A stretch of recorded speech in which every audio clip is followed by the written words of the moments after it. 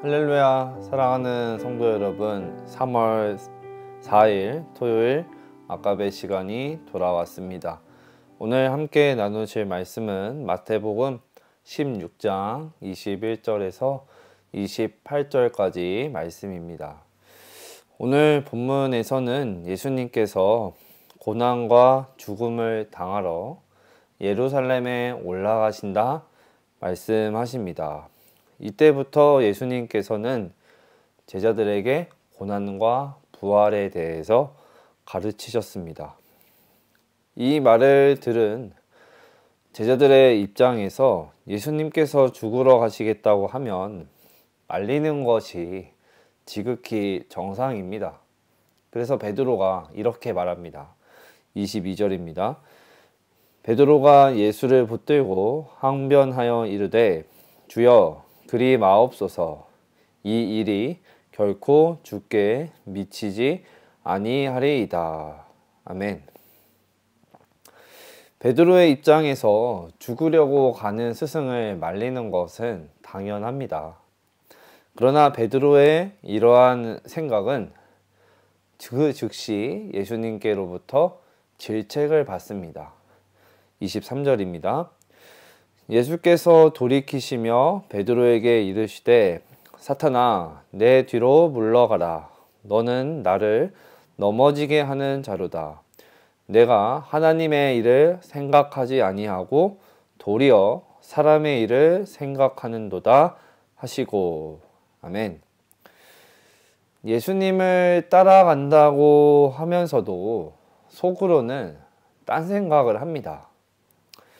주님을 믿는다고는 하나 다른 의견을 내세우고 다른 방법을 추구합니다. 이 일을 가리켜서 다만 하나님의 일을 생각하지 아니했다 말씀하십니다.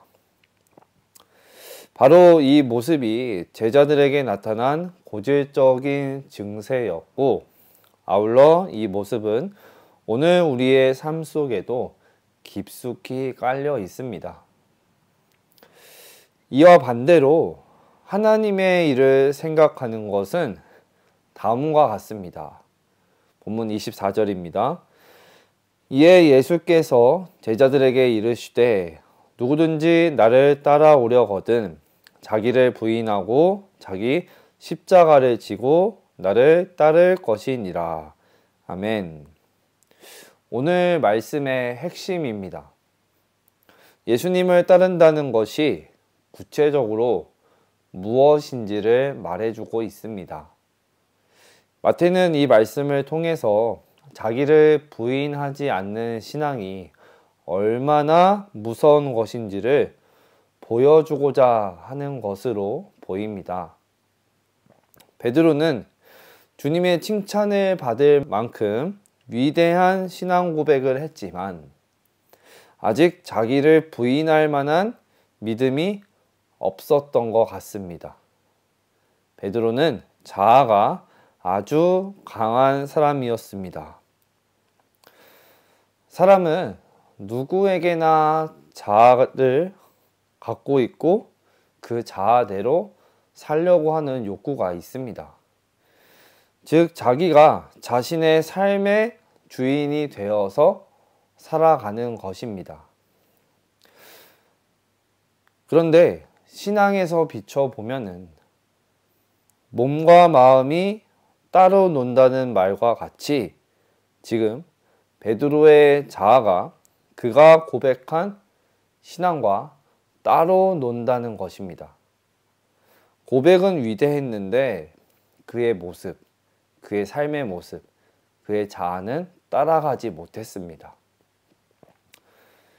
결국 바른 신앙이라는 것은 오늘 말씀과 같이 하나님 앞에서 자기 자신을 부인하는 것입니다. 자기 부인이란 내 삶의 주인이 바로 내가 아니라 하나님이라 라는 고백과 함께 시작됩니다. 하지만 인간의 자아는 그렇게 쉽게 내려놓아지지 않습니다. 쉽게 변하지 않습니다. 매일매일 말씀을 묵상하고 기도를 해도 다시는 죄를 짓지 말아야지 하면서 또다시 반복된 실수와 잘못을 저지르는 것이 우리 사람의 연약한 모습입니다. 베드로도 역시 마찬가지였습니다. 예수님께 이토록 호되게 책망을 받았으면 무언가 달라져야 했습니다. 그러나 베드로 역시 우리와 성정이 다르지 않은 죄인에 불과했습니다. 그는 변하지 않았습니다. 이후에 그는 모든 사람들 앞에서 자기 자신이 아닌 주님을 부인합니다. 그것도 3번이나 부인을 합니다. 바로 깨어지지 않은 자아 때문에 여전히 자신이 삶의 주인이었던 것입니다. 하지만 결국에는 베드로도 변했습니다. 사실은 베드로가 스스로 변한 것이 아니라 주님께서 그를 변화시켜 주셨습니다.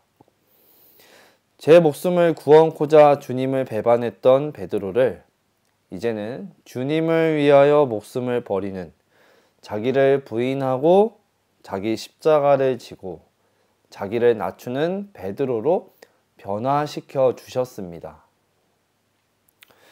주님을 배반한 자신을 스스로 저주하며 갈릴리로 돌아가 있던 베드로를 부활의 주님께서 친히 찾아오셨고, 끝없는 주님의 사랑과 보살핌 속에서 베드로는 비로소 자기를 부인하고 자기 십자가를 지고 주님을 따르는 믿음의 도구로 거듭나게 됩니다.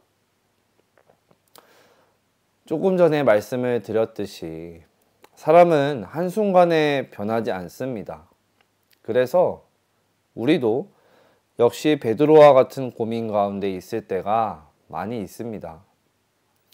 주님 앞에 늘 신앙을 고백하지만 우리의 자아로 인해서 베드로와 같이 실패할 때가 많이 있습니다.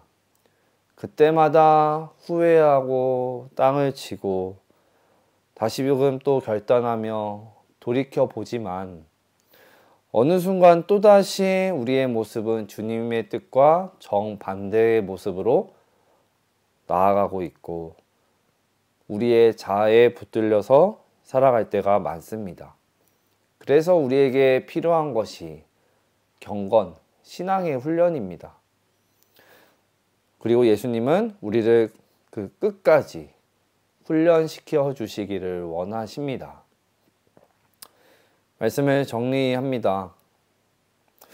오늘 말씀을 통해서 우리가 부인해야 하는 것들은 무엇이 있는지, 주님의 뜻을 쫓으려고 하는데 방해하며 괴롭히는 육신적인 욕구, 인간적인 일과 생각은 무엇이 있는지 함께 돌아보셨으면 좋겠습니다.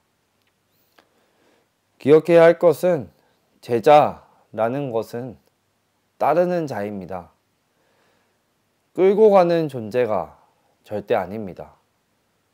내가 내려놓아야 할 것은 무엇이 있는지, 주님을 따르는데 불필요한 요소들은 무엇이 있는지 우리의 삶의 모습을 돌아보셨으면 좋겠습니다. 우리는 수없이 넘어지고 실패합니다. 그러나 그 십자가를 짊어지고 갈 수 있도록 예수님께서 친히 우리를 도우십니다. 예수님께서 도우시고 함께 하시는 십자가에 진정한 기적이 있고 위로가 있을 줄 믿습니다.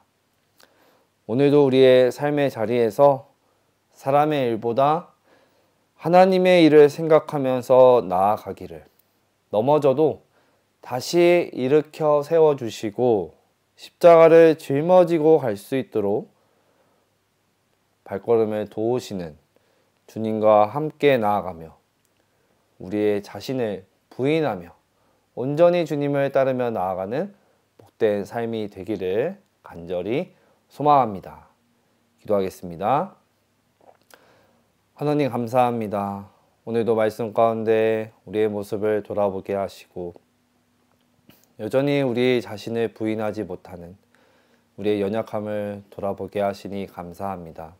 하나님, 주님을 제자로 따르는 우리의 삶의 여정에 있어서 불필요한 것들이 무엇이 있는지, 부인하고 내려놓아야 할 것들이 무엇이 있는지 깨닫게 하여 주시옵소서. 그리하 해서 온전히 하나님 한 분만을 바라고 주님의 제자다운 삶을 살아갈 수 있도록 우리 자신을 부인하고 하나님께서 우리에게 맡겨주신 그 십자가를 능히 잘 감당하며 나아갈 수 있도록 인도하여 주시옵소서. 때로는 넘어지고 아프고 고통 가운데 있더라도 우리를 다시 일으켜 세워주시고 나아가도록 힘써 도우시는 그 주님을 온전히 붙들며 나아가는 삶이 되도록 인도하여 주시옵소서. 감사드리며 예수님의 이름으로 기도드립니다. 아멘. 사랑하는 성도 여러분, 오늘 하루도 말씀을 붙들고 승리하시길 소망합니다.